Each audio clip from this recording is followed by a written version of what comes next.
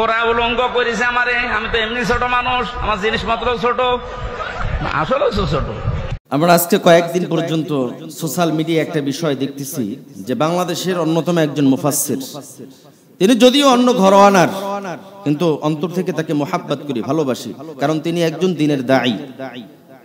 অন্যতম একজন মুফাসসির মাওলানা আমির হামজা হাফিজাহুল্লাহ, তিনি তার একটা বক্তব্য চলাকালীন অবস্থায় একটা কথা মুখ ফসকায় বইলা ফেলাইছেন যে তাকে যখন জালিমের জুলুম স্বীকার করা হয়েছে, তার শরীরের সমস্ত পোশাকগুলো খুলে ফেলানো হয়েছে।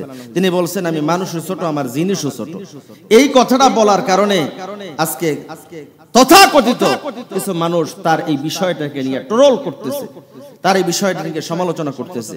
আরে ভাই, মানুষ যে আলোচনা করে তারই সমালোচনা হয়, যে কাজ করে তাকে নিয়ে মানুষ সমালোচনা করে, যে কাজ করে তার কাজই ভুল হয়। আমি আলোচনা করব না, আমাকে নিয়ে কেউ কোনো কথা বলবে না, আমার কোনো দোষ থাকবে না। আমি আলোচনা করব, আমার সমালোচনা হবে, কারণ যে আলোচনা করবে তার সমালোচনা হবেই। তো আমাদের প্রিয় ভাই মুফতি আমির হামজা হাফিজাহুল্লাহ, তিনি স্লিপ অফ টাং, ভুলবশত একটা কথা তিনি বইলে ফেলাইছেন। এ নিয়ে ট্রোল করার মতো কি আছে বলেন?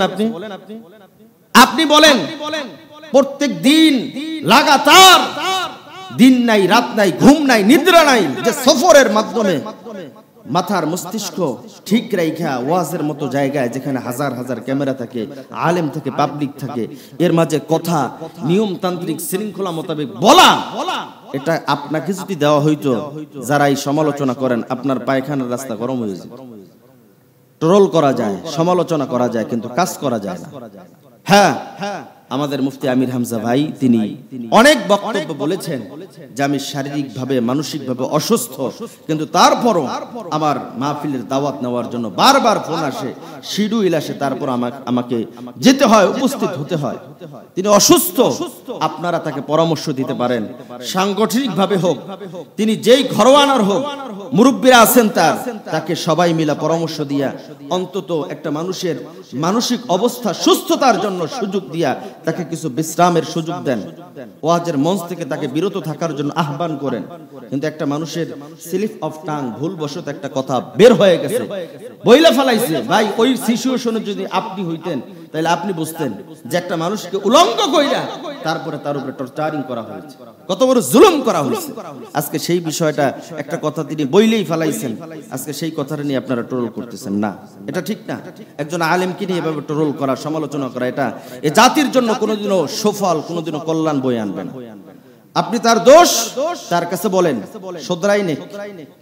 এবং তার যদি মানসিক অসুস্থতা থাকে, শারীরিক অসুস্থতা থাকে, আমি বলবো ভাই আপনি কিছুদিনের জন্য বিশ্রামে যান, মানসিক অবস্থান ঠিক করে এরপর আপনি কথা বলেন।